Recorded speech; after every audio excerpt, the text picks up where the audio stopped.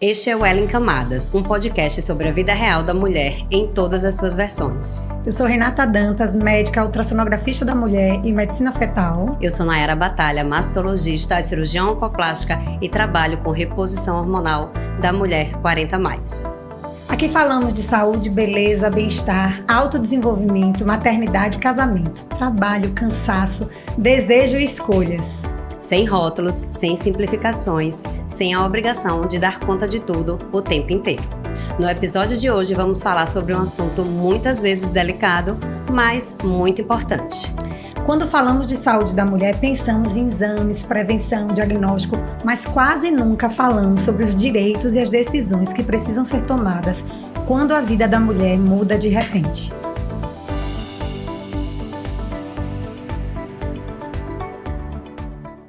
Para essa conversa difícil, a gente trouxe uma pessoa muito especial, que não é nada difícil, super leve e um amor de pessoa, Lara Soares, advogada. Ela vai trazer um pouco desse assunto pra gente aprender mais. E Lara, eu queria que você começasse a se apresentar, dissesse quem você é e suas camadas. Fale aí, a gente quer lhe ouvir. Seja bem-vinda.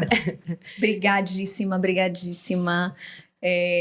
Eu preciso começar dizendo, antes de dizer meu nome completo, que vai demonstrar aqui algumas das minhas camadas, mas que esse foi um dos últimos convites assim, que eu recebi mais felizes, mais comemorados pelo meu coração. Ai, que bom. Que bom. Pelo nosso também, viu? Ave Maria. A gente pensou logo em você, para trazer você aqui. E ficamos muito felizes, de verdade. E você vai ver, quando terminar esse episódio, a gente vai sair muito mais leve. É muito bom, viu? E aprendendo muito mais, porque eu estou curiosa para tudo que ela vai falar aqui. Eu acho que eu não sei metade do que ela vai falar. Graças a Deus, vamos preciso aprender. desse episódio. Eu acho que você também vai precisar. Com Então certeza. escute com atenção.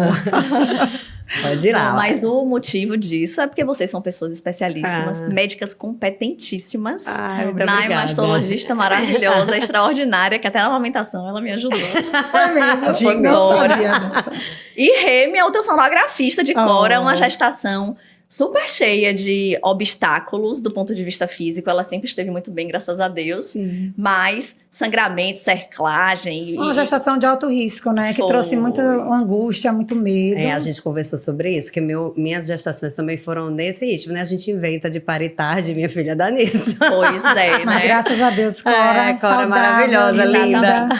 Então, enfim, vocês fazem parte de minha vida. tá E assim, é uma onda. alegria gigantesca mesmo. Que E eu bom. sou Lara Rafaele Pinho Soares, conhecida como Lara Soares, no mercado da advocacia, da academia. Eu sou mãe de Malu e de Cora. Eu sou esposa de Antônio. Eu sou filha de uma mulher que teve câncer de colo de útero aos 46 anos. Nossa. Teve uma recidiva 5 anos depois, então com 51 anos minha mãe teve uma recidiva metastática e ela faleceu dessa recidiva. Filha também de um pai que lutador e que deu tudo o que pôde para essa família que ele construiu. Além disso, assim, né, uma criança adolescente ávida pela minha independência, então isso me fez, lá do interior, olhar para a capital e ver nesse lugar as minhas oportunidades, as chances de estudar e de me tornar independente. Além disso, eu adoro minhas plantas, adoro cuidar das minhas plantas. Gente, ela é mãe de planta. O jardim Eu dessa não- moça, meu amor. É lindo! Ai, eu não lindo, conheço. lindo, Mãe de lindo. planta é difícil ser O mãe de jardim, planta. a horta, tudo. Difícil Lindérrimo, ser mãe viu? de planta, pois é, mas amo demais. Me aventuro também por algumas costuras. Ai. Enfim, além disso, eu sou advogada e sou professora. Nas horas vagas agora. Exatamente. E aí nós Nas vamos horas nessas vagas. camadas todas fazendo um bocado de E coisa. consultora também construindo. da família. Sim, exatamente, né? É maravilhosa. Lara, eu queria que você trouxesse um pouco desse aspecto, né? Porque muitas vezes, o que é que acontece, né? Quem deseja ser mãe, né? A medicina reprodutiva, que fala da saúde da mulher, ela é um direito nosso. Tanto da parte de evitar uma gravidez com os métodos contraceptivos, mas também em termos da nossa gestação. E quando a gente está grávida, que a gente se vê mãe, muitas coisas podem começar a surgir, principalmente quando a gente está numa situação de vulnerabilidade.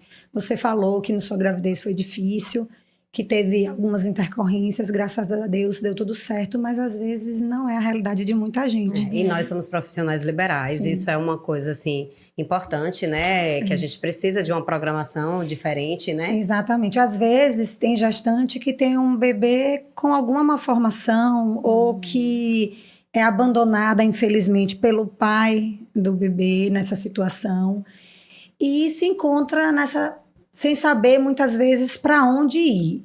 O que é que você orienta para essa gestante que está numa situação de vulnerabilidade? Quais são os direitos que ela tem sobre o pai dessa criança, que ela vai ter um filho com esse homem que pode não ser mais, né, seu Parceiro, companheiro, né? de vida, mas que é o pai daquele filho que ela está carregando.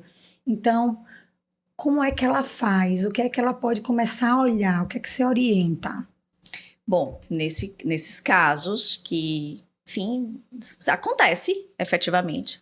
A primeira providência, se essa mulher está grávida de uma relação que não é uma relação estável, ou enfim, não é um namoro, não é uma relação de casamento, e às vezes ela tem dúvida em quem é o pai, ou às vezes ela tem até certeza e há uma dificuldade nesse reconhecimento, nós temos a possibilidade de ajuizar uma ação que a gente denomina de ação de alimentos gravídicos.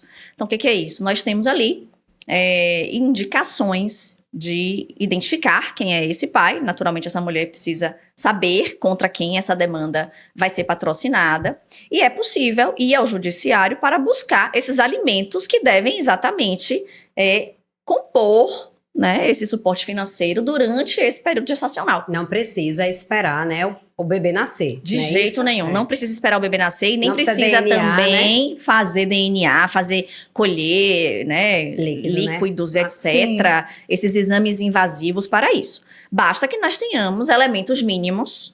Evidentemente, é preciso que existam elementos mínimos para demonstrar que essa gestação é decorrente daquela relação. Sim. E uma vez sendo demonstrado, a gente vai ao judiciário para revelar, olha, estou em tal circunstância, se eventualmente for uma gestação de gravidez e que exija mais cuidado, que eventualmente exija um afastamento dessa mulher do trabalho, ou que ela seja até uma profissional liberal, por exemplo, e não tenha condição de exercício de trabalho e de, portanto, auferir renda. Então, a gente fala aqui de proporcionalidade e necessidade. Sim. Para fixar esses alimentos. Então, qual é a necessidade dessa mulher nesse momento de gestação, que é responsabilidade dos dois?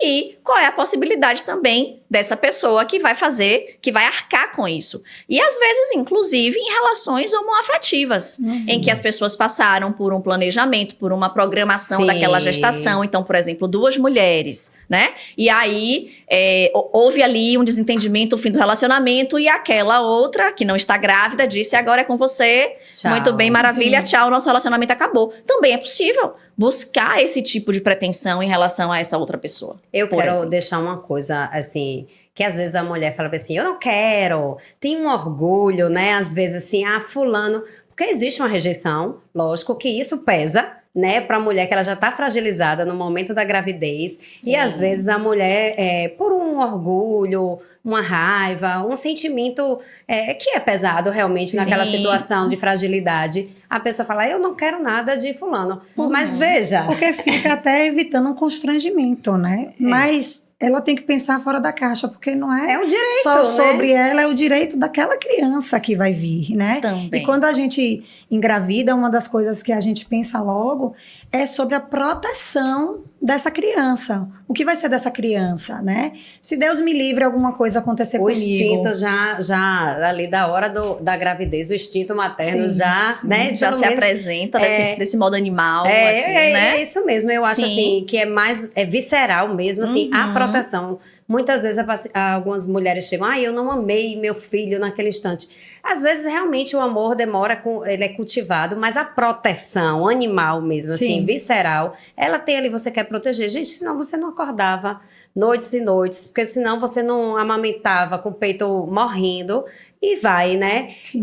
E nesse cenário, assim, de proteção também, Lara, eu vou trazer a sardinha para o meu lado do câncer de mama, que muitas mulheres, no momento da fragilidade, do tratamento do câncer, elas pensam em resolver o problema maior, naquele Sim. momento, que é o Sim. tratamento do câncer. E muitas vezes ela deixa os direitos em segundo plano. Uhum. E a gente sabe que a paciente com câncer tem muitos direitos, que podem ser questionados, que podem ser solicitados. Eu queria que você trouxesse, assim, en passant, quais são os principais direitos? O que é que essa mulher pode recorrer? Assim como você falou, de alimentos gravídicos, né? Que a gente acha que é só na paternidade, depois que o bebê nasce, né? E é uma coisa, para mim, assim, nova, para muita gente pode ser algo novo. E para a mulher com uma doença grave, quais são os principais direitos que ela pode recorrer ali, passando o turbilhão do tratamento, né? Ou solicitar até ajuda de alguém, de uma rede de apoio que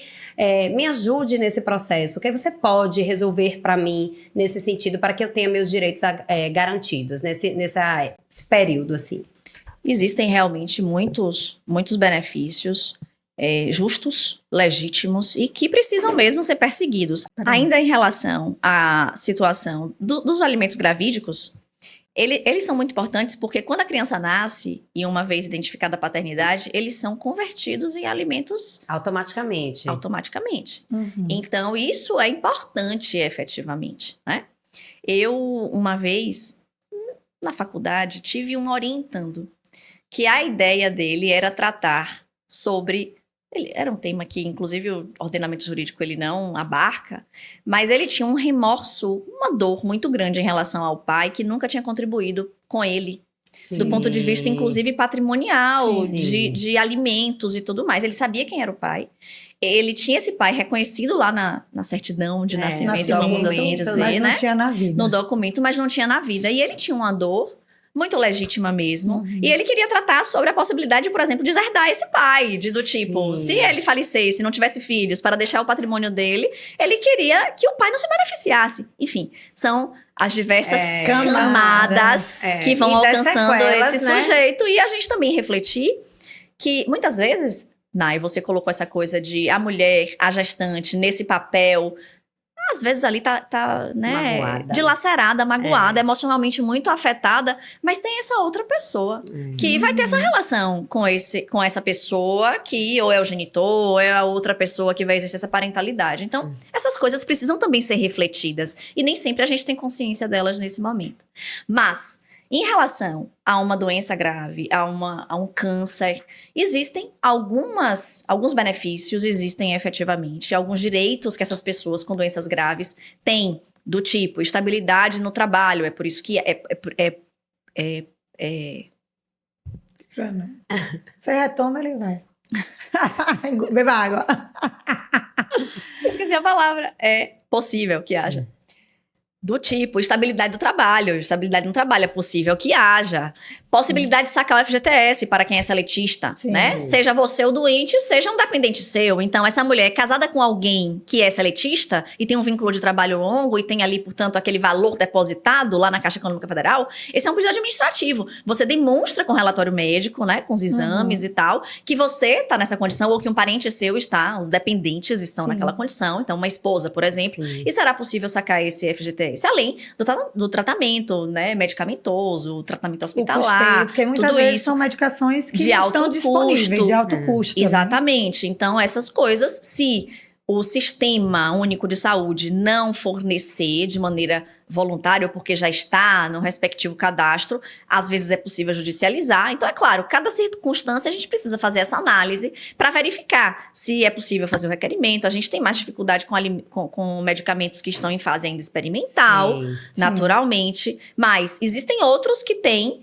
uma solidez maior já do ponto de vista científico-médico e que o Poder Judiciário, ele concede o acesso a esse tipo de coisa. Então, por exemplo, auxílio-doença, né? Essa mulher, de repente, tem aí ou ela faz uma contribuição facultativa, ou ela também tem algum tipo de vínculo de trabalho, é possível que ela tenha um auxílio-doença. Então, é muito individual, né? Dependendo do que acontece. Sim. O imposto de renda também, né? Isenção de imposto de renda para quando a gente está falando de pensão ou de aposentadoria. Então, também tem isenção de imposto de renda. Então, é muito importante que essa pessoa tenha a oportunidade de fazer até essa investigação. E muitas vezes, assim, uma forma de ela viabilizar isso, porque tantas vezes há uma debilidade mesmo, né? Do ponto de vista físico, otorgando procuração para alguém. Sim. Então, você constitui alguém como seu procurador, alguém que você confie, faz uma procuração pública em um tabelionato de notas, e isso, inclusive, hoje a gente pode fazer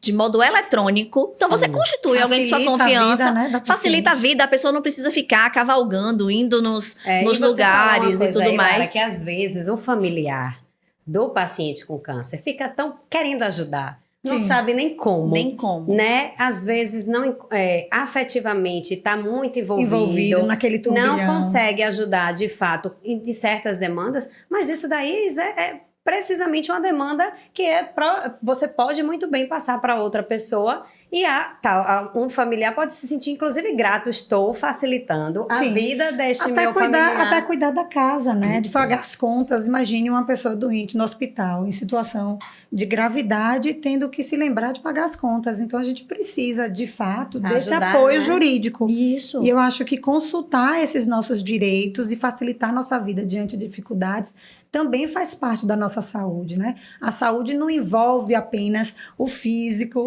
o emocional, mas até a capacidade da gente juridicamente se pertencer a um espaço. E a gente é protegido pela lei em relação a isso. Então, pensando mais, além de coisas, porque são muitas camadas que a gente pode viver, já falamos de gravidez, de paternidade, tem a questão da FIV, de relações homoafetivas, tem questões de doenças graves, mas também tem a família, que está indo tudo bem, graças a Deus, todo mundo saudável, relacionamento estável. Eu queria saber qual é a dica, qual é a orientação que a gente deve para as pessoas pensarem numa proteção patrimonial, né, dos seus filhos, do seu cônjuge. Às vezes o cônjuge, a gente não está doente, mas o nosso esposo está doente. Sim. Então, o que é que a gente tem que pensar em termos de regimento até civil, a depender da união que a gente tem civil com o nosso esposo, o que é importante a gente prestar atenção para que a gente tenha um resguardo patrimonial pensando nos nossos filhos. Você falou uma coisa, Rê, que eu acho que é a primeira frase que eu ouço de uma mulher jovem quando é diagnosticada com câncer. O que vai ser dos meus filhos, né? A primeira coisa que elas falam assim, doutora, eu não posso morrer porque eu tenho meus filhos, né? Quem vai criar meus filhos? Né? Como eu vou deixar esses filhos? Não só a parte financeira, né? Mas também a parte de criação. Eu acho que é muita coisa, muitas muito nuances, pesado, né? Então, vamos lá, vamos destrinchar aqui, vamos por partes, vamos em camadas. Vamos por partes. Que é muita coisa. É muita coisa, são coisas muito importantes e muito válidas, assim, para a gente aprender na prática mesmo, para poder usufruir da mente pensante aqui de Lara e das informações que ela tem para nos dar. Vamos falar primeiro que tal da gente falar primeiro da parte dos tipos de união civil. Vamos começar pelo casamento. Casamento. Vamos casar bem.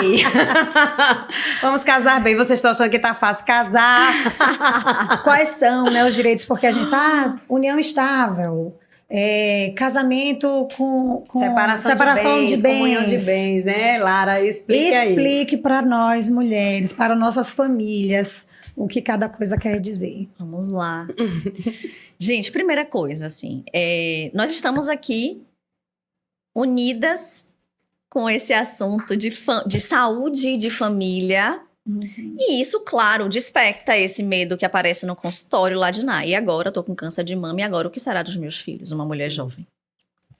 Mas, se a gente pensar, esse episódio ele é fundamental para que a gente reflita que pode ser que, infelizmente, eu saia daqui e aconteça algum acidente, alguma coisa, e eu não consiga chegar em casa. E eu tenho 2 filhas, uma de quase 2 e uma de quase 5. Então, assim, tem inclusive uma série que está na Globoplay disponível e eu recomendo para todo mundo, porque são tantos embaraços de uma personagem que é real, brasileira, Anita Harley. Ela em coma desde 2016, decorrente de um AVC hemorrágico, essa mulher entra em coma. Ela é uma mulher sucessora das pernambucanas, então ela tem um patrimônio bilionário. Sim. É uma mulher que não deixou filhos, é uma mulher que não tinha, pelo menos conhecidamente, pelo menos de uma forma oficial, uma relação estável, afetiva, nem de união estável, nem de casamento. Essa mulher decorrente de um AVC hemorrágico, ela entra em coma e até onde eu sei, até hoje, esta mulher faz 10 anos que ela está em coma. Então, desde que isso aconteceu, com todos os negócios que ela tinha para a sua gestão, se instaura um conflito gigantesco em relação à sua curatela. Então, quem Sim. vai representar esta Sim. mulher nestes negócios? Repare. Ali a gente está falando de um ambiente que eu não tenho filhos, eu não tenho essa... Eu não tenho... Né, as pessoas que tradicionalmente estão postas nesse ambiente de sucessão, ela está viva na realidade, a gente não tem morte, então a gente não tem herança, mas a gente tem um patrimônio que é dela, titularizado por ela e que precisa ser gerido. Muito bem, mas ela poderia ter resolvido isso se ela tivesse feito uma eleição de quem seria o curador dela numa circunstância de, por exemplo, incapacidade, de coma, de impossibilidade de manifestação de vontade. Sim. Muito bem, tá bom. Numa situação em que essa pessoa está doente, que essas dúvidas todas pairam pela cabeça, o desespero da doença, o desespero das dúvidas que podem acontecer, eu percebo que o que trava essas pessoas é exatamente o medo de morrer e o tabu que é falar de morte. Então, assim, essa falta de diálogo costuma levar a situações muito maiores, né? E muito piores, porque quando o desfecho não é exatamente o desejado, não é o esperado, mas ele acontece, a gente tem aquilo que fica subjetivamente e objetivamente, no que se refere a patrimônio e no que se refere às pessoas que estão ali envolvidas. Porque a gente nunca pensou, nunca organizou e nunca falou sobre. Exatamente. Né? Então, e qual é o a problema? Que a gente tem. Pois é. É da A morte. única. É a morte. A paciente chega assim, doutora, eu vou morrer. Eu disse, graças a Deus, ninguém vai virar múmia. Vamos todos morrer, inclusive eu e você. Mas a gente disso, evita eu não sei se é. muito falar sobre né? isso, né? Até Isso. porque quando as pessoas estão doentes, a gente quer falar de vida, para que ela e tenha etc. um gás. Exatamente. Não precisa, eu acho que não precisa esperar esse momento. E como Lara falou, daqui para ali, a morte, ela é iminente a cada dia que a gente acorda. A gente não sabe. O ideal é Está mais sempre... perto cada dia que a gente acorda, não é verdade? O ideal é sempre a gente pensar nisso e ter isso programado. Então, esse episódio vem trazer isso também, que a gente precisa ter essa consciência de que somos seres finitos. E para isso, a gente precisa organizar não só a questão financeira patrimonial, mas as relações das tutelas, dos nossos filhos, se a gente deixou filho, nosso casamento, tudo isso faz parte de uma organização familiar. Exatamente. Então tudo isso, todo esse diálogo, que assim, o que eu vejo de mais difícil? A falta de diálogo. Porque, gente, eu já conduzi situações que o acumulador, a acumuladora de patrimônio, não tinha deixado uma linha escrita, mas a vontade daquela pessoa era indubitável. Sim. Ninguém tinha dúvida do que aquela pessoa queria. Então, o procedimento mesmo, o encaminhamento das coisas se tornava muito mais fácil. Fluido, né? Porque não havia dúvidas sobre o que aquela pessoa queria. Então, assim, nesse momento, quando isso que a gente está falando aqui se apresenta, a primeira coisa que precisa ser refletida é meu regime de casamento. Eu vivo em um casamento? Qual é o meu regime? Eu não vivo em um casamento, mas é uma união estável? E se é uma união estável, ela é puramente fática? Porque a união estável é isso, né? É aquela união pública, contínua, duradoura, não precisa de prazo mínimo, minha gente, não precisa ter filho necessariamente, eu não preciso necessariamente coabitar, mas preciso ter intenção de formar família. Hoje existem casais que mesmo casados moram em casas diferentes. Enfim, é a forma que as pessoas entendem de como é melhor viver, como é melhor levar os dias e tá tudo certo. Muito bem. Então, nesse momento, a primeira coisa que a pessoa precisa fazer é como é que está regida a minha relação afetiva. Minha união estável não está registrada? Será que é o caso de fazê-lo? Sim. Então, vamos fazer o registro disso e vamos escolher o regime, vamos entender como é que esses regimes se acomodam. Porque se eu resolvo fazer uma união estável, reconheço uma união estável e não escolho um regime diferente, o que vai se aplicar para mim é o regime de comunhão parcial. E eu posso, numa união estável, declarar o regime que eu quero, assim como faço no casamento. Pode perfeitamente, né? A gente chama isso de pacto de convivência e é possível, inclusive, fazer no cartório. O regime de comunhão parcial é aquele que o que é anterior ao casamento é seu, só seu. O que é advindo de herança, de doação, também é seu, só seu. E o que é construído na constância dessa relação de forma onerosa comunica. Então, com a presunção legal, metade para um, metade para outro. Daquilo que comunicou ali. Daquilo que foi constituído na constância dessa relação. Onerosamente. Mas, por exemplo, existe uma coisa que a gente não fala, não é habitual as pessoas conhecerem. Os frutos dos seus bens particulares são comunicáveis. Sim. Então, você tem um aluguel, dividendos, rendimento, rendimento, exatamente. Esses frutos são comunicáveis. Um processo trabalhista que a pessoa vai ganhar, Seu processo. FGTS. Ah, mas peraí, eu tenho 30 anos de relação trabalhista, 15 foi sem estar casada e 15 casada. Meu amor, os 15 casada comunica. E mesmo que você ainda esteja na sua relação de trabalho e, portanto, não tenha, né, o levantamento do FGTS, acabou o casamento, acabou a união estável, esse valor, quando um dia for liberado, precisa ser proporcionalmente transferido para essa outra pessoa. Então, assim, esse tipo de coisa que as pessoas não conhecem, ninguém pensa, na hora desse divórcio, na hora dessa dissolução de união estável, vira um grande conflito. E eu penso assim, Lara, se a pessoa tá casada, bem casada, amando, não fala... Imagine a pessoa querendo, assim, acabar com o outro ali, acabar no casamento com raiva, às vezes tem traição, às vezes tem outra família sendo constituída. Ainda, né? Exatamente. Como é que a pessoa vai mais conversar sobre? Não vai. Famílias reconstituídas, né? Porque hoje é muito comum. A gente tem um casamento primeiro, separa, teve filhos anteriormente, depois tem um outro relacionamento, tem outros filhos, etc. Enfim. Então, isso precisa ser pensado. Isso precisa estar na mesa. Hoje somos mulheres que produzimos riquezas, então a gente precisa pensar. Como é isso?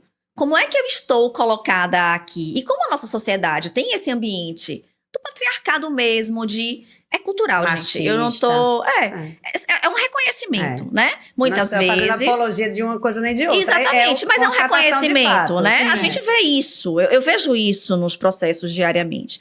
Muitas vezes o crescimento dele se dá também com o trabalho que é invisível dela. Que quer em casa, segurando, enquanto ele pode sair pra trabalhar. Mas muitas vezes, assim, às vezes é um sujeito que tá ali melhor colocado, e isso né? Estatisticamente demonstrado. O homem, ele começa a sua vida profissional ganhando mais. Sim, sim.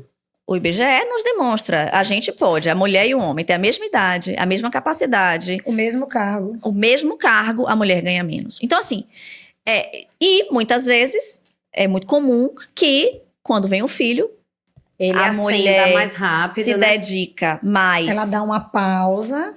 Ou ela pausa, ou ela investe mesmo. Reduz, o tempo dela... Divide o tempo dela, um pouco no trabalho e um tanto no filho, enfim. Só que ele, entretanto, segue lá, focado. Ascendendo, né? Focado na sua carreira. Então, é natural que a carreira dele... E nunca parou. Então, é natural que a carreira dele... É aquela coisa, se você tem constância... Por mais que não haja exatamente uma exuberância de capacidade e de habilidades, você vai conseguir alguma coisa. Não é verdade? E esse reconhecimento, a sociedade não faz. Não faz. E muitas vezes vem... E aí, inclusive, hoje a gente fala sobre a valorização do cuidado, etc. Mas, enfim. Mas o que eu quero dizer? Porque muitas vezes... Renata e Nai. Vem assim... Ah, mas aí a gente tem um filho pequeno e repare, eu super ganho bem. Essa mulher resolveu casar pelo regime de separação de bens. Ela aceitou lá. Que regime é esse? A gente tá falando de regime, né? Uhum. Então a gente faz os balões e a gente volta, né? Esse regime de separação de bens, ele simplesmente separa absolutamente tudo. Aí, só que veio assim, meu amor, mas repare, fulaninho tá tão pequenininho, né? E aí a gente vai investir mais em rede de apoio. E aí, você não tá exatamente muito bem colocada. Não é que ela não tá colocada, ela não tá muito bem colocada no mercado de trabalho. Eu, né? E aí, será que vale a pena? Aí ela insiste um pouco. Aí daqui a pouco vem assim, olha, fulaninha tá ali entrando na escola, tem um ano e meio, tem 2 anos. Você vai mesmo adaptação, deixá-la sozinha? Não é assim, olha, Renata. Não é fácil. A narrativa não é assim. Dá licença aqui, viu, Nayara? Você vai parar de trabalhar. Não é desse jeito. Não. Sim. É minando não a autoestima no dia a dia, nas necessidades. É sutil.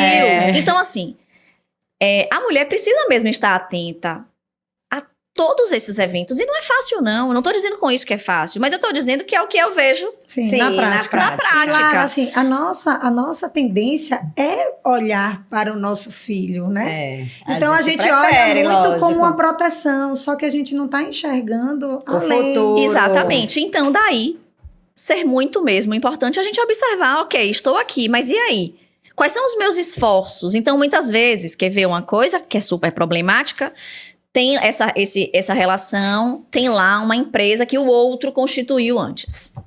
Aí, esse parafetivo que chega depois, normalmente, assim, é muito comum que sejamos nós, as mulheres, ela começa a investir também. Na empresa. Na empresa. A energia dela, o tempo dela, o trabalho dela. Ela faz todo o trabalho de bastidor, ela faz todo o trabalho administrativo. Ela é ali, né, o coração financeiro daquilo que pulsa. E ele tá, entretanto, no holofote. É ele que tá aparecendo, ele aparece como dono da empresa. E aí, depois que esse relacionamento acaba, mesmo no regime da comunhão parcial, atualmente, hoje em dia, pelo menos com as regras que nós temos, se essa PJ é constituída antes, ela sai com nada. Sim. Então, assim, essas coisas, gente, e quero dizer, são atuais. Não é assim só, não, Nai. Vou casar, vou me orientar, saber como é que é. Não, daqui a 2, 3 anos, pode ser que você precise de um novo ajuste. Sim. E nesse momento em que as pessoas estão doentes, que é um grande convite pra gente olhar, fazer um inventário de nossa vida, olha, se afastar um pouquinho e olhar assim, porque tudo pode acontecer. A morte fica mais perto. A morte fica mais perto. Né? Assim como se fez na pandemia, que tá aí. De todas as mazelas da pandemia, a finitude da vida ficou muito evidente. Então, as pessoas passaram a colocar na mesa do almoço, do café da manhã e do jantar, essa discussão. Como é que vai acontecer? O que vai acontecer, né? Então, pode ser que seja a hora de pensar, repensar, inclusive, o seu regime de casamento, porque preciso dizer para vocês que é mutável. Eu fiz o meu. Você pode mudar depois o regime. No curso do seu casamento, você pode alterar o seu regime. Eu fiz isso depois que meus filhos nasceram. E isso não quer dizer que o casamento está em conflito. Agora, não, de jeito nenhum. É porque as pessoas precisam pensar como família, exatamente, de proteção. Exatamente, porque pode ser um elemento protetivo. Por exemplo, eu conheço histórias de casais que viviam em regime de separação de bens. Relacionamento rígido, longo, chega um determinado momento na vida, as pessoas olhando pra frente, assim, não me parece haver uma possibilidade aqui de finitude, etc, ou uma situação de doença, quero mudar para regime de comunhão universal. É possível, gente. Sim. Porque cada vida é uma vida, cada história é uma história, cada contexto é um contexto. Então, assim, o que precisa fazer? O que eu recomendo? Procura um advogado especialista, procura um profissional. E vai conversar sobre sua vida. Sim. A sua particularidade. Sem colocar máscaras. Primeiro eu acho para que a pessoa abrir né? Tudo. Primeiro você tem que ter essa liberdade. Sim, gente, se você não tem essa liberdade de chegar, porque assim, eu vou e volto, sabe, Lara? Porque às vezes a gente tem, às vezes fala assim, fulano casou em separação de bens. Parece que tá desconfiando do cônjuge. Parece, né? Fica assim, né? Um negócio meio inseguro, incerto. Como se houvesse... Como se o outro fosse interesseiro, né? Fulano vai estar... Ou então, comunhão de bem, fulano tem um patrimônio, fulano está ali querendo roubar o dinheiro do outro. E assim, se você está se dispondo a formar uma família, constituir um casamento legitimado, a fim que aquilo ali dê certo, e você não tem a transparência de chegar para seu cônjuge e dizer assim, para mim assim não tá legal. Para mim, assim, não vai dar certo. Vamos achar um meio termo que seja bom para mim e para você. Então, eu, particularmente, depois que meus filhos nasceram, eu mudei meu regime de casamento. Porque eu achei, conversando com meu marido, que para a segurança dos meus filhos, seria prudente que assim o fizéssemos. E assim fizemos. Então, assim, eu não tinha pretensão de ter filhos. Eu tô junto com meu marido há 14 anos. Meu filho tem 5. Meu filho mais velho tem 5, então nesse intervalo as coisas mudaram. Então vamos mudar. Mas assim, eu sim, inclusive quando eu comunicar com as pessoas, eu vou mudar. Vixe, vai mudar.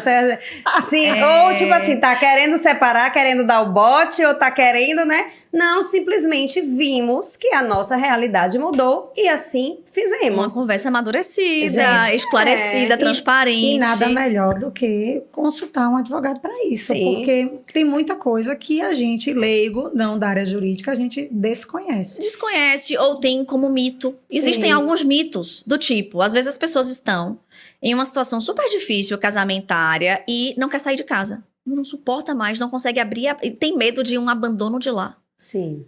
Aí eu digo, gente, isso não existe. Esse negócio de Sim. abandono de lar com efeitos patrimoniais não existe. Como se a pessoa separou, sair Vai da perder direito casa, ele que vai patrimonial. ficar com a casa, né? E vai ter Sim. perda de direito patrimonial. Isso não existe. Então tem muito tabu. Muita Isso, coisa existem pra muitas conversar. coisas. E essa coisa da dificuldade de conversar sobre patrimônio, da dificuldade de conversar sobre dinheiro, na Sim. realidade, é mais uma questão É. cultural. Sim. Porque, reparem, é muito comum que as famílias façam assim, eu não vou conversar com o meu filho sobre isso daqui, sobre dinheiro, sobre as dificuldades que a gente está vivendo, porque o menino precisa ser desapegado. Sim. Só que nessa de ser desapegado, nessa de não ser preocupado com patrimônio, o menino, ele é completamente alienado. Ele não sabe de nada. Eu sempre faço, assim, um exercício com os meus alunos, de dizendo assim, gente, o diálogo é ponto fundamental. A gente precisa falar de dinheiro. Sim. Precisa falar de dinheiro. Quanto é que você ganha num casamento? Sim. Um casal, quanto é que você ganha? Quanto é que o outro ganha? Às vezes o outro nem sabe, né? Não sabe. Muitas vezes, a maior parte das vezes, Renata, não sabe. E aí, resultado, quando morre, você não sabe nem por onde começar a procurar documento. Sim. E isso, inclusive, pode ser até um gatilho para briga dentro da família. Um irmão Exatamente. com o outro achando que, né? Exatamente. Então, isso é um desgaste, Né? gente. Exatamente. Se Isso gera um pudesse desgaste. organizar. A falta de comunicação. Por quê? Aí a gente tem a desorganização, a falta de transparência, ninguém sabe de nada, todo mundo desconfia e as pessoas vão criando histórias na sua cabeça, no seu imaginário. E aquilo vira uma realidade. Pronto, acabou. Aí a gente tem realmente um E vai grande dar conflito. muito mais trabalho depois para Muito mais resolver, trabalho. para quem fica, dinheiro, né? Porque para você conseguir transferir os bens, você vai precisar de um aporte financeiro, né? Muitas Tem vezes o tempo, patrimônio demora, às vezes, o patrimônio né? é dilacerado. Exatamente. E existem mecanismos para isso. Se as pessoas estiverem em consenso, é muito mais fácil. Porque, por exemplo, eu conheço muitas famílias que deixam de tratar o patrimônio, deixam de fazer o inventário, porque é caro. Gente, existem despesas, efetivamente.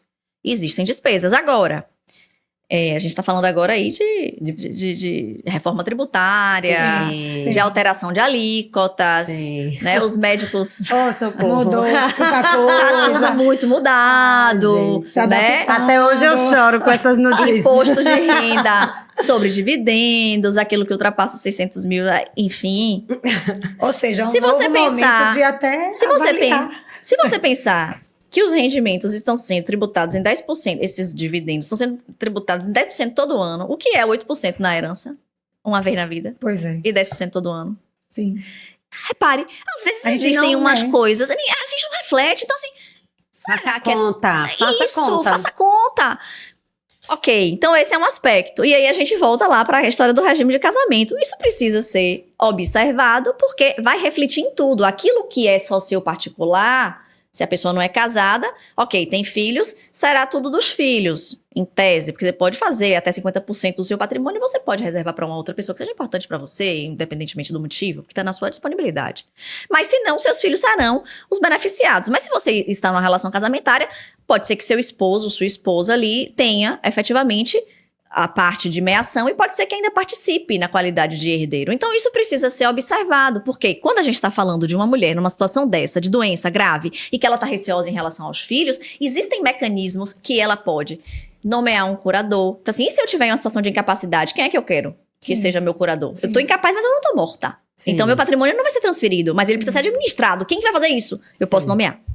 Eu tenho um mecanismo para estabelecer, se eu morrer, e aí, enfim, meu filho não tem o pai, né? Nós hoje vivemos um ambiente de reprodução independente, Exatamente. inclusive, não Exatamente. é? Às vezes a mulher Ou o pai, sozinha. né? ou o pai Sozinha, o pai sozinho. Então, assim, e Ou aí? o pai não tá presente. Nomeação de tutor é plenamente possível. Ou ainda estabelecer quais são as diretrizes que você gostaria que a vida de seu filho seguisse. Você pode estabelecer isso. Você pode reservar um determinado patrimônio e dizer assim, eu quero que os frutos desse patrimônio, os frutos desse rendimento, esse aluguel, fique destinado a, por exemplo, custear os estudos do meu filho até finalizar a graduação. Sim. Isso pode ser estabelecido, né? esmiuçado, Destrinchado, destrinchado. Mas para isso você precisa deixar isso expressado, escrito, enquanto existe capacidade, enquanto existe, portanto, discernimento, condição de exercício dos atos da vida, né, para todos os efeitos, de manifestação de vontade, simples, útil, sem nenhum tipo de vício, né? Sim. Então, tudo isso é possível, mas para que tudo isso aconteça, a gente precisa se comportar. Precisa primeiro falar, Planejar. saber. Acho que a primeira coisa que a gente precisa falar, conversar sobre, né? Com certeza. Depois, e se informar, né? E exercer e botar em prática Isso. o que você quer. E você não precisa estar num momento de doença para fazer pensar isso. De jeito nenhum. Muitas vezes a gente começa a refletir isso vendo pessoas próximas a gente. Passar doente, por né? isso, Então, a gente viu que uma amiga teve um problema, um câncer de mama, e aí tá pensando nisso, e aí a gente para pensar e diz, gente, Mas é algo que a gente não para, né? Mas pra repare só, refletir, olha se só, organizar. você já tá ali, como eu falei, você tá ali no momento do câncer, extremamente fragilizada, Vulnerável. preocupada em ficar bem. Né? Sim. Aí você ainda, que a cabeça da mulher já tem, assim, eu digo, a minha cabeça tem 10 abas do Windows abertas ao mesmo tempo, daqui a pouco ela buga, desliga tudo e volta. Mas essa É desse jeito. Aí, tipo assim, rigorosamente assim. tem umas abas do Windows que elas são mais pesadas, entendeu? Então o negócio demora a processar. E aí você já tá ali cheia de demanda, aí você ainda tem que pensar nisso.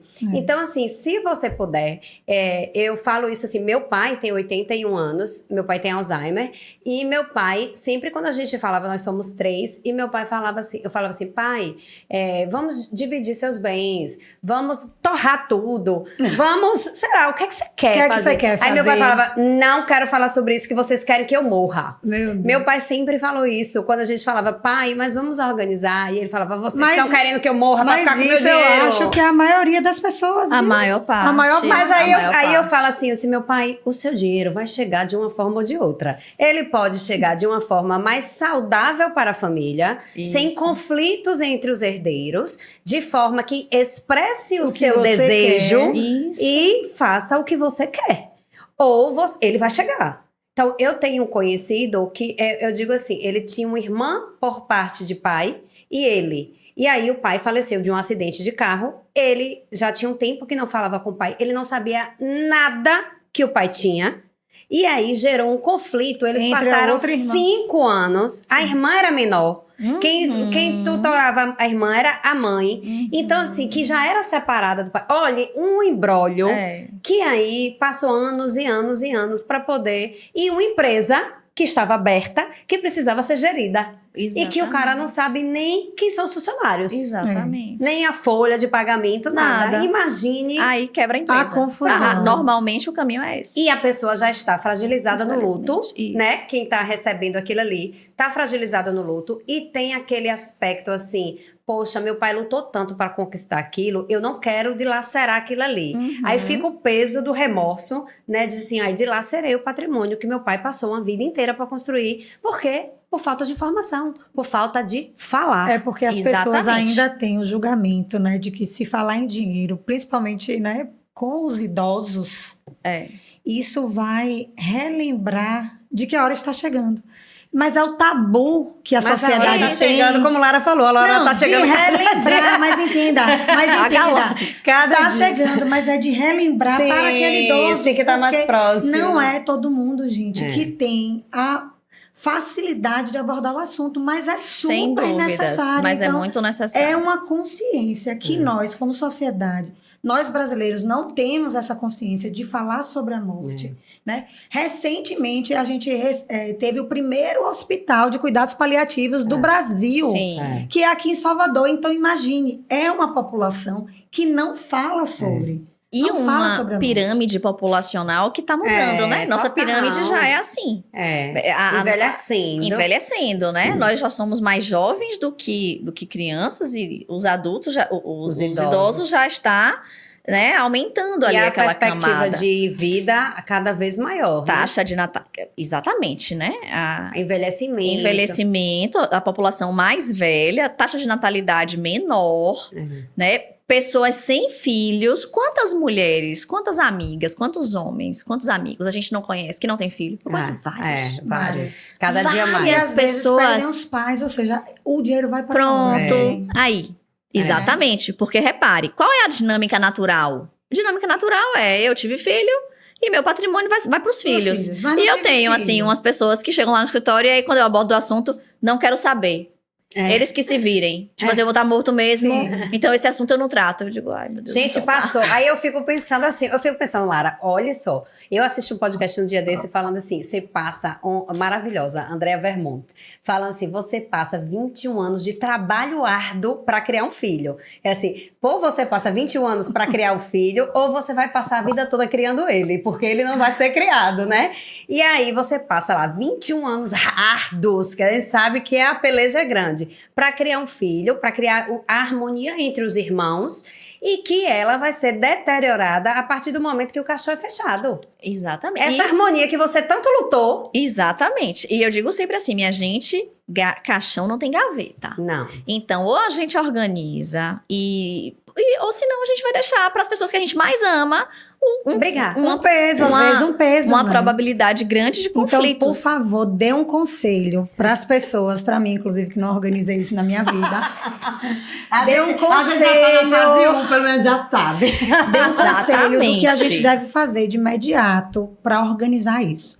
Entrar em contato Começa com o por advogado. onde? Começa por onde? Começa Quais são as por possibilidades de dialogar organização? lá Em na casa. sua casa. Começa por isso, dialogar na sua casa, identificar quais são as vulnerabilidades, quais são as dificuldades, porque às vezes a pessoa não sabe nem como falar. E aí, às vezes, a consulta jurídica, ela vem antes. Sim. Não é pra nada, é só pra saber, assim, onde estou, quem sou e Sim. para onde vou nesse assunto. Sim. Pode ser que seja Quais são as minhas orientador. possibilidades? Gente, né? olha, nós estamos muito acostumados e acostumadas com consultas médicas. sim. Existem as consultas jurídicas, que são muito orientadoras. Isso é uma coisa que a gente faz demais no escritório. E assim, as pessoas saem mais leves porque elas saem mais informadas, mais conscientes do que elas estão tratando. Agora mesmo, a gente está manejando uma situação de uma senhora que já tem mais de 80 anos. Ela tem 4 filhos e uma dessas filhas, que tem mais de 50 anos, tem paralisia cerebral.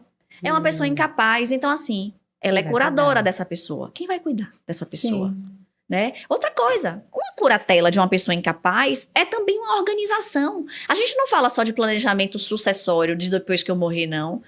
É também, mas a gente também fala de planejamento previdenciário, de planejamento patrimonial. Então, a curatela dessa pessoa, que tem mais de 50 anos, repare, ela não tem menos de 18, então ela não é uma dependente por idade. Sim. Ela é uma dependente Pela por condição incapacidade. física. Então, ela precisa de uma curatela, que necessita de um processo judicial.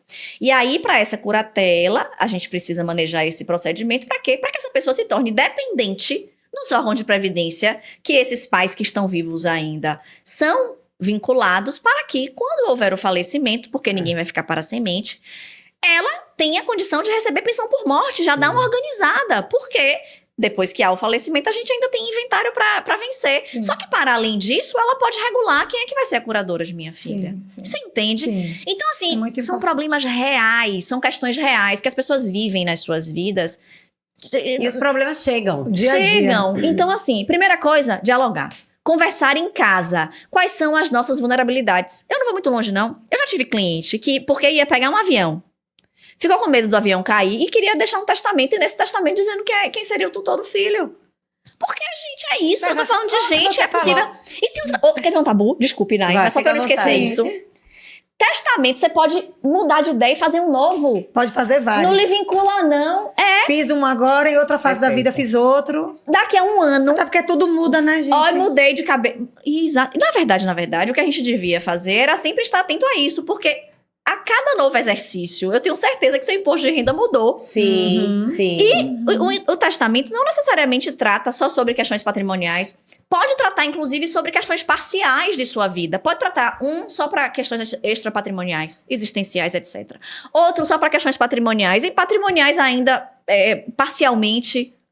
Enfim, você pode mudar de ideia. Não quero mais nada daquilo. Eu quero fazer um novo, revogo tudo que tá para trás. É. Você Então, falou assim- do avião, eu lembrei agora, assim, para o meu caso, principalmente, o paciente vai passar por um procedimento cirúrgico de alto risco. Isso. É uma excelente possibilidade. Exatamente. Ninguém tá querendo Gente, a gente como médico não tá querendo que ninguém morra. Tá fazendo tudo possível para claro. aquela pessoa viver bem. Claro. Mas existe a possibilidade do risco que tá ali na Isso, nossa cara, isso, né? O risco tá ali. E a gente não pensa nisso. Eu lembrei de uma história muito engraçada, vou ter que contar. Eu tenho uma tia minha que toda vez que ela entra no centro cirúrgico, em vez dela antes se organizar em testamento, ela grava um áudio.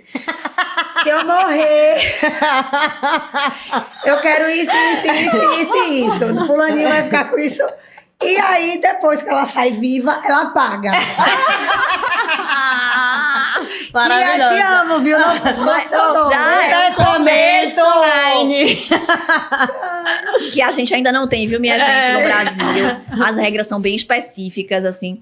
Estamos até passando aí por uma pretensa reforma do Código Civil, mas por enquanto, hoje, que a gente tá aqui gravando esse negócio, as regras estão lá no Código Civil. Mas eu digo sempre, é como eu falei no início, assim, pode ser que a pessoa não deixe uma linha escrita, mas a vontade dela era indubitável. E vai existir forma que seja fazendo sessão de cota hereditária e tal, mais trabalhosa. Ou pode ser que seja um pouco mais caro, mas assim, vai ter a forma de a gente conseguir organizar aquilo.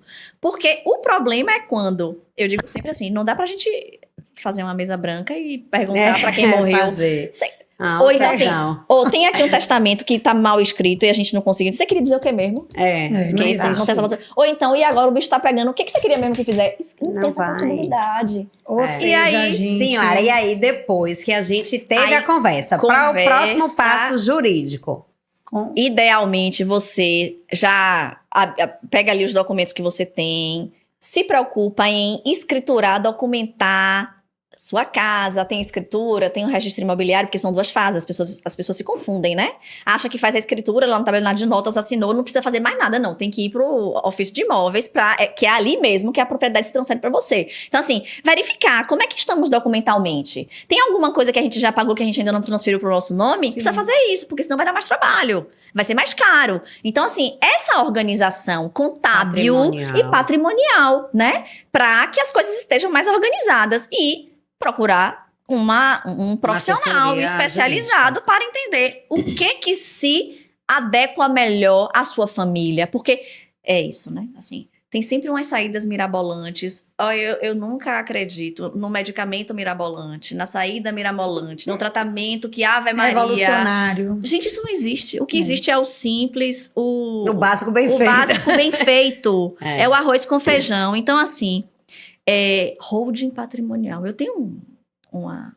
Chega a me dar tremelique, porque como você... nome bonito, primeiro, né? sabe o que é uma holding? É uma sociedade que tem como sócias outras sociedades. Outras empresas, né? Que normalmente as pessoas fazem camadas... Sim. Com objetivo de proteção patrimonial, etc. Mas isso é uma circunstância muito específica que normalmente se adequa a famílias empresárias que giram mesmo coisas, né, questões comerciais e etc. Porque, minha gente, qualquer tipo de sociedade, de constituição patrimonial em PJ, você vai ter custo tributário, custo contábil. Você precisa de uma assessoria de contabilidade para poder fazer os informativos e etc. para a Receita Federal. Tudo que uma empresa necessita. Então, assim, a minha situação é de ter uma patrimonial, eu quero reunir tudo lá numa patrimonial, inclusive a reforma tributária agora tem uma ingerência muito importante em relação a isso, porque, enfim... Porque as pessoas vão criando subterfúgios para poder fugir do que tem que ser feito. Exatamente, só que cada vez mais, com a integração de dados, com tudo online, tá tudo muito facilmente rastreável, minha gente. Então, assim, não existe a solução que parece perfeita, que tá te livrando de todos os custos. Isso não existe. Existe o mais adequado. Existe o mais adequado. A pessoa quer a bala de prata, passou 20 anos para poder engordar e quer emagrecer em 20 dias. Exatamente, não existe. Não tem a bala de prata. E não existe. Então, assim, porque eu quero blindagem patrimonial. Saia correndo. Não existe blindagem. Não existe. Não existe esse negócio. Esqueça. Você vai ter um problema com a Receita Federal. Vai ter. Sabe? Ou seja, gente, todo mundo sair daqui hoje, pense nisso, mostre o episódio pro cônjuge pra ver que não é problema, ninguém quer se separar. O casamento tá ótimo, mas tem que pensar nisso. Então, eu acho que a saúde, a gente é um espaço aqui que a gente fala de saúde, mas não é só isso. Mas a área jurídica, gente, é muito importante na nossa vida. É vasta, né? E é muitas possibilidades. E como Lara falou, eu acho isso, assim, de fundamental importância a pessoa ter uma consulta. O que é uma consulta? Eu vou consultar um especialista em algo para me informar algo que eu não sei. Ou seja, faça uma consulta jurídica, né? Da sua situação, da situação da sua família. Eu acho que o grande final, vamos dizer assim, a lição que a gente traz aqui é isso. Faça uma avaliação de você como pessoa, dos seus frutos, do seu âmbito familiar, da sua realidade hoje e parar juridicamente também para se organizar. Não E pare só de ter medo, de ter medo do inevitável. Isso. Né? Ter medo do inevitável. A morte, ela vai chegar para mim, para você, para todo mundo. Ela é inevitável. Então, o que é que a gente pode... assim, às vezes a paciente, num diagnóstico de câncer, ela acha que a morte está mais perto. Uhum. Mas, talvez não. Talvez você morra de outra coisa. Eu tenho pacientes metastáticas há 14 anos. Então, inclusive, eu brinco com essa paciente que ela chegou no meu consultório desesperada. É uma das pacientes que chegou mais desesperada. E toda vez que ela entra, eu sei, quem foi Naninha, né? Eu brinco assim com ela. Quem era o desespero que não existe mais. Então, assim, a morte está aí para todos, a gente tem que falar sobre isso em todos os âmbitos, no âmbito da saúde, né, e também no âmbito jurídico, para a gente proteger aqueles que nós amamos e que a gente quer ver bem, que a gente, como eu falei, a gente passa tantos anos cuidando com afinco dos nossos filhos, para deixar depois aí um problema muito sério, né? Sim, sim. E às vezes até a situação de saúde não é nem com a gente, né, é com o nosso filho. Então, é uma programação, é uma consultoria que todo mundo deve fazer para proteger a nossa família, né? Perfeito. Nosso gente, legado. E esse é nosso legado. Eu, assim, estou... amando. Amei. Estou amando essa...